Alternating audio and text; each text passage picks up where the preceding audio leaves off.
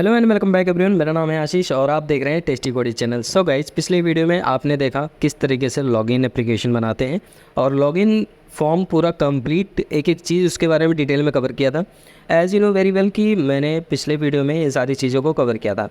पर आज इस वीडियो में हम लोग देखेंगे कि जैसे ही आप लॉगिन कर लेते हो तो आपको एटलीस्ट कहीं ना कहीं रिडायरेक्ट करेंगे। लेट सपोज जैसा कि हमने बनाया एडमिन पैनल है, ठीक है, तो हम कहाँ रिडायरेक्ट करेंगे? हम अपने डैशबोर्ड पर रिडायरेक्ट करेंगे।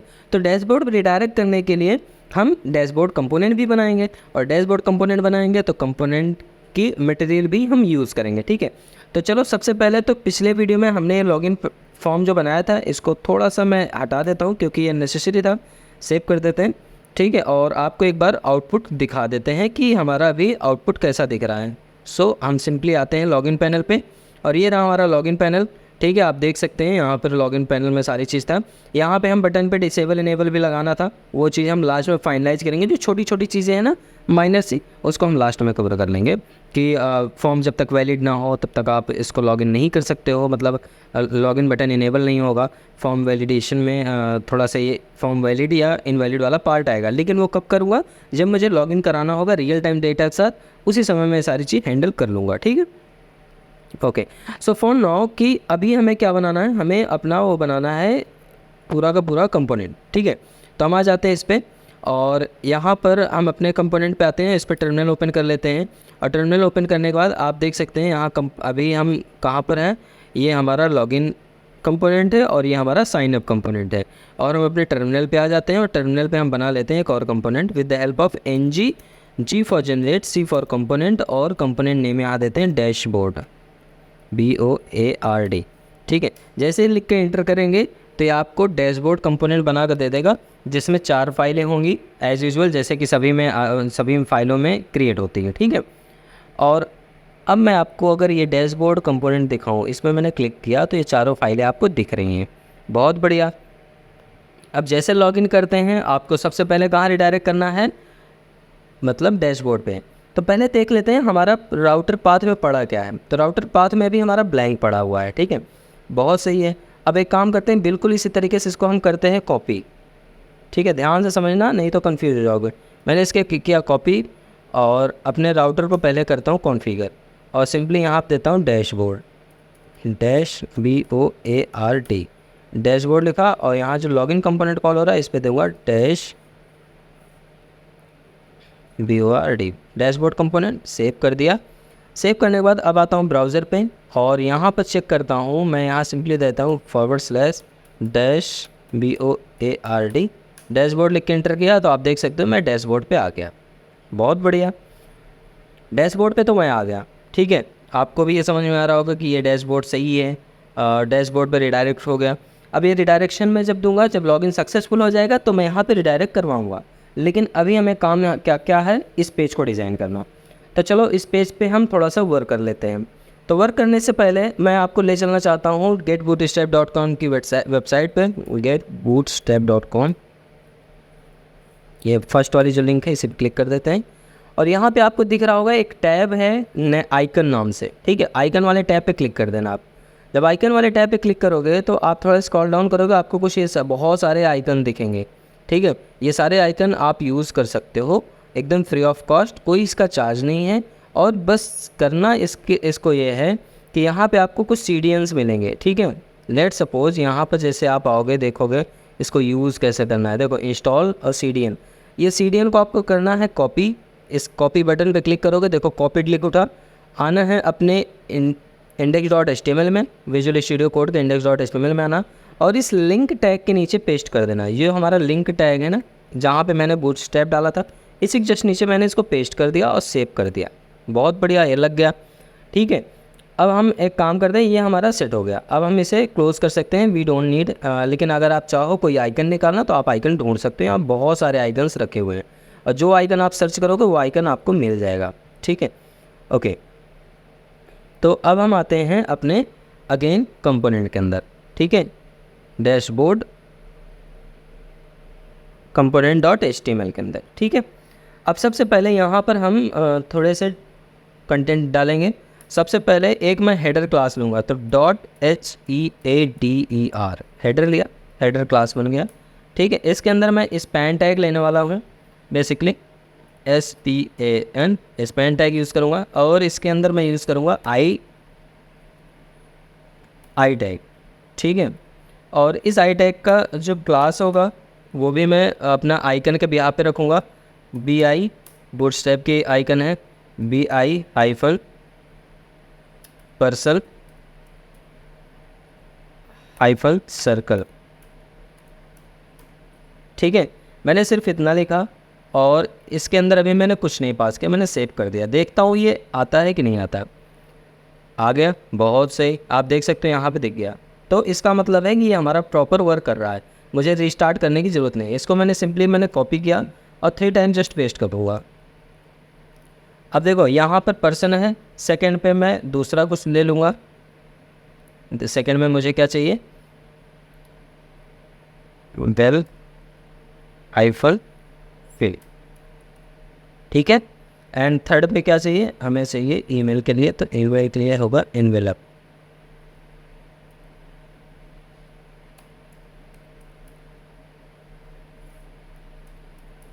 मैंने लिख के सेव कर दिया। एक बार देख लेता हूँ, तो हमारे पास तीनों आइकन आ गए, नोटिफिकेशन के भी आ गए, ईमेल के भी आ गए, एंड पर्सन मतलब लॉगिन प्रोफाइल पिक्चर का भी आ गया। तो हमारे पास 3 आइकन्स आ चुके हैं डैशबोर्ड के, ठीक है। अब हम थोड़ा सा आगे बढ़ते हैं।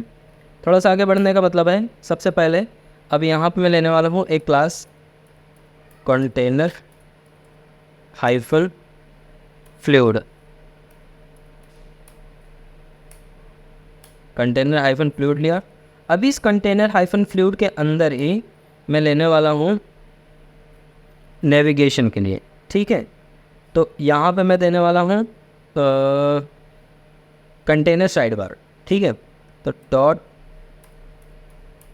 कंटेनर डॉट साइड बार, ठीक है। और बिल्कुल इसी के जस्ट साइड बार के नीचे हमारा जब साइड बार बनेगा तो साइड बार के साथ साथ हमारा मेन का कंटेंट भी बनेगा। तो एक और यहाँ पे जस्ट लूँगा डॉट कंटेनर डॉट मेन, ठीक है, हमारा मेन भी बन गया। और इसके अंदर हम पास करेंगे, देखो इसके अंदर तो हमारा साइड बार हो जाएगा, इसके अंदर हमारा साइड बार हो जाएगा, इसके अंदर हमारा मेन कंटेंट रहेगा। तो मेन कंटेंट के अंदर हमारा क्या, सिंपल राउटर आउटलेट कॉल कराना है, तो हम यहाँ देंगे राउटर हाइफन आउटलेट।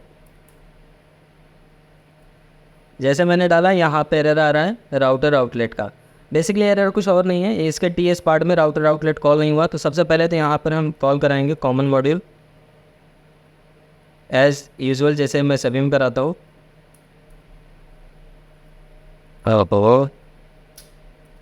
शिट,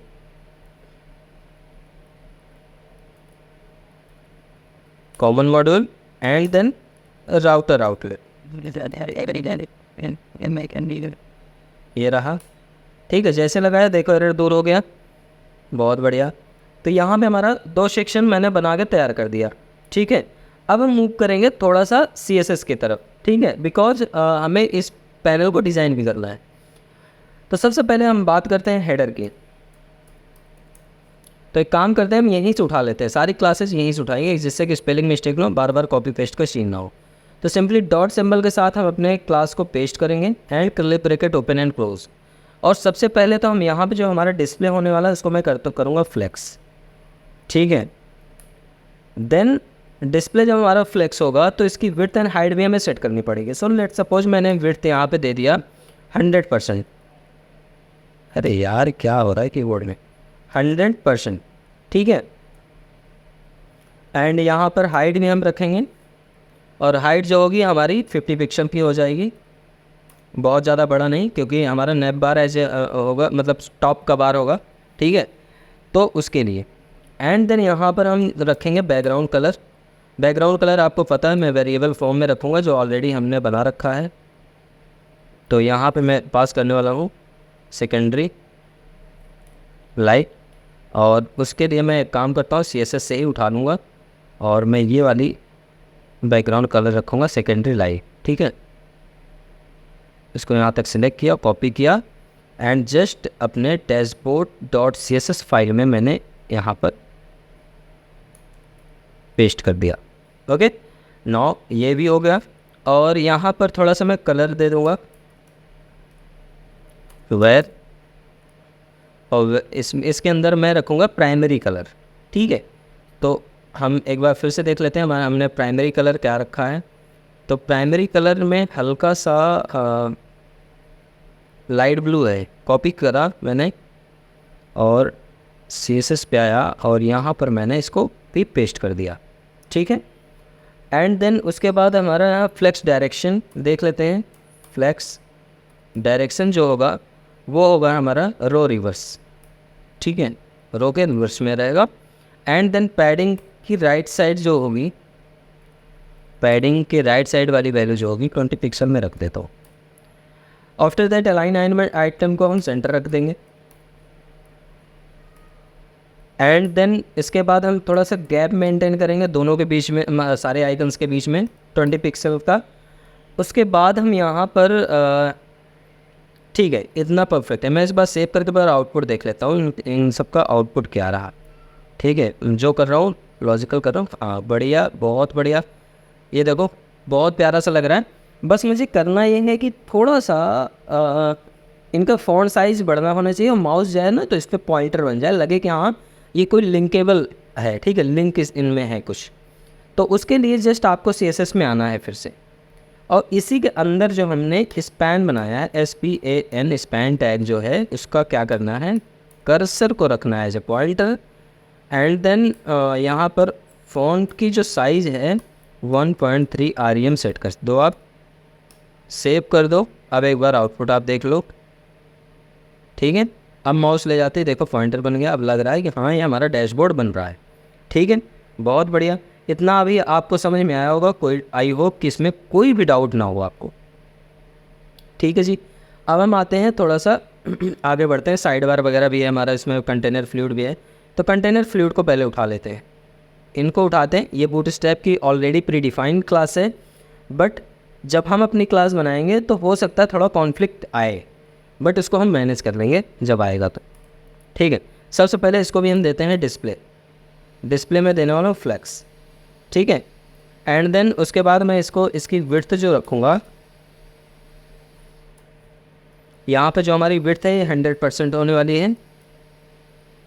और मार्जिन जो होगा उसको मैं कर दूंगा 0, क्योंकि मार्जिन 20 पिक्सल होता है बूटस्ट्रैप में। और जो हमारी पैडिंग होगी इसको भी मैं रख दूंगा 0। और उसके बाद यहाँ पे मिनिमम हाइट 95 वर्टिकल हाइट रखूँगा, मिनिमम हाइट 95 VH रखूँगा। सेव करके एक बार आपको आउटपुट दिखा देता हूँ। ठीक है, अब और थोड़ा सा सेट हो गया। अब देखो हाइट में थोड़ा सा स्क्रॉल वर्क को करने लगा। ठीक है, बढ़िया। थोड़ा सा और देखते हैं। अब इसके अंदर हमारा ये तो कंटेनर फ्लूइड तक हो गया। अब इसी के अंदर हमारा बनेगा क्या, हमने बनाया है कंटेनर सेक्शन। तो इनको जस्ट करता हूँ कॉपी पेस्ट, यहीं पे मैं करता हूँ पेस्ट। एरर दे रहा है, इसलिए दे रहा है क्योंकि ये क्लासेज है, तो इनको एज ए क्लास की तरह ट्रीट किया जाएगा। ठीक है, और जब क्लास की तरह ट्रीट किया जाएगा तो इसको एज ए ऐसे यूज़ किया जाएगा। बढ़िया, अब आपको थोड़ा सा समझ में आ रहा होगा, कॉन्फिडेंस बिल्ड हो रहा होगा। ठीक है, अब यहाँ पर सबसे पहले हम जो हमारा मार्जिन है 0 एंड पैडिंग जो है हमारी वो 0 होगी। एंड यहाँ जो बैकग्राउंड कलर है वो चेंज हो जाएगा। यहाँ जो बैकग्राउंड कलर है इसको मैं रखूँगा सेकेंड, थोड़ा सा लाइट टाइप का कलर। ठीक है, लेकिन एक काम करते हैं, यहाँ बैकग्राउंड ऐसे नहीं रखूँगा, इसको मैं देता हूँ बैकग्राउंड डायरेक्ट। और इस बैकग्राउंड के अंदर फीचर ये है कि हम इसे लीनियर ग्रेडियंट वगैरह बहुत सारी चीज़ दे सकते हैं। तो हम इसको देते हैं लीनियर LINEAR। ठीक है, लीनियर ग्रेडियंट आ गया। अब इसके अंदर हम दे देंगे 120 डिग्री के बिहाफ पे, ये 120 डिग्री हो गया। एंड देन उसके बाद कॉमा दो, आप अगेन वेयर यूज़ करो।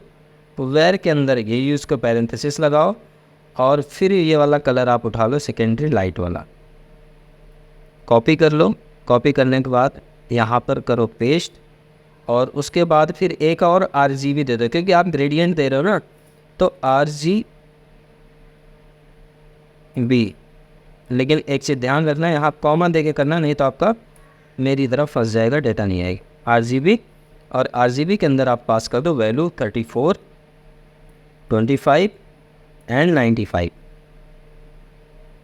ठीक है, ये आपका हो गया। और इसके बाद यहाँ थोड़ा सा विड्थ डिफाइन कर दो। विड्थ में आप रखो 20%, इससे ज़्यादा चौड़ाई ना हो इसकी। और साथ ही साथ इसका जो कलर होना चाहिए उसको दे दो कि भैया ये वाइट रहे।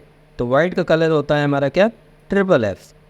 ठीक है, एंड देन यहाँ पे बॉर्डर टॉप जरूर देना। ठीक है, तो मैं देता हूँ बॉर्डर टॉप, और बॉर्डर टॉप पे दूंगा सॉलिड 1px RGBA, ये वाला। ठीक है, और RGBA पैरेंथेसिस, इसके अंदर मैं मैनुअली रखूँगा 211 211 211 कॉमा 0.299। ठीक है, हल्का ग्रे कलर रहेगा। ये हो गया हमारा साइड बार। सेव करके आपको दिखा दूँ, देख के मज़ा आ जाएगा। ओहो, मज़ा ही नहीं आया, बिल्कुल भी मज़ा नहीं आया। कोई बात नहीं, नहीं आया, फिर से आएगा मज़ा। ये हो गया हमारा। ठीक है, अब हम मेन सेक्शन को पहले कर लेते हैं डिजाइन। थोड़ा सा यहाँ पे कुछ तो गड़बड़ है, मैंने विड्थ दिया पर विड्थ 20 पिक्सल दिया, ये दिया। एक काम करता हूँ, थोड़ा पैडिंग दे देता हूँ इसमें, padding 20px space 5px, save confine. अभी भी हमारा मेंटेन नहीं हुआ। ठीक है, कोई दिक्कत नहीं है, हम इसको और आगे देख लेंगे, कोई दिक्कत नहीं है। नहीं हुआ तो 120 डिग्री यहाँ पे सही है, बैकग्राउंड भी सही है हमारा, विड्थ भी सही है, कलर भी सही है, बॉर्डर टॉप भी सही है हमारा, और RGB। ओहो, यही तो गड़बड़ हो रखा है ना, RGB। और इसको करते हैं सेव। अब एक बार देखते हैं, आ गया ना। वही तो मैं सोच रहा हूँ कि कहीं गड़बड़ है, कहीं गड़बड़ है, कहीं गड़बड़ है, मिल गया। ठीक है, तो ये हमारा साइड बार भी बन गया। अब आ जाते हैं मेन कंटेंट एरिया पे। ठीक है, तो मेन कंटेंट एरिया भी हम यहाँ पे बनाएंगे, और सिंपली यही से हम उठा लेते हैं मेन कंटेंट एरिया को। तो कंटेनर और मेन को करते हैं कॉपी, और करते हैं यहाँ पर चुपचाप पेस्ट, किसी को बिना बताए हुए। और यहाँ पे इसको देते हैं डॉट, क्योंकि एज ए क्लास है, ये भी एज ए क्लास है, और इसको भी हम यहाँ पे डिफाइन कर ही लेते हैं लगे हाथ। तो सिंपली दे देते हैं विड्थ हमारी जो भी होगी भैया, विड्थ हमारा है 100% का, और क्योंकि मेन कंटेंट पे तो पूरा 100% दिखाना है मुझे। मार्जिन जो है हमारे हैं क्या 0, और पैडिंग है 0। हो गया आपका डैशबोर्ड तैयार। सेव कर दो, आउटपुट पे आ जाओ, हो गया। ठीक है, तो ये रहा आपका डैशबोर्ड। अब हम डैशबोर्ड पे और बाकी चीज़ें जो भी इम्प्लीमेंट करना है, इसको हम इम्प्लीमेंट करेंगे नेक्स्ट वीडियो में, क्योंकि ऑलमोस्ट ये वीडियो भी हमारी हो रही है ऑलमोस्ट 20 मिनट की। वीडियो कैसा लगा ज़रूर बताएं, कोई डाउट हो तो कमेंट ज़रूर करें, और वीडियो लाइक करके सपोर्ट ज़रूर करें। मिलते हैं फिर से नेक्स्ट वीडियो में, तब तक के लिए bye bye. Keep practice, keep coding, take care guys.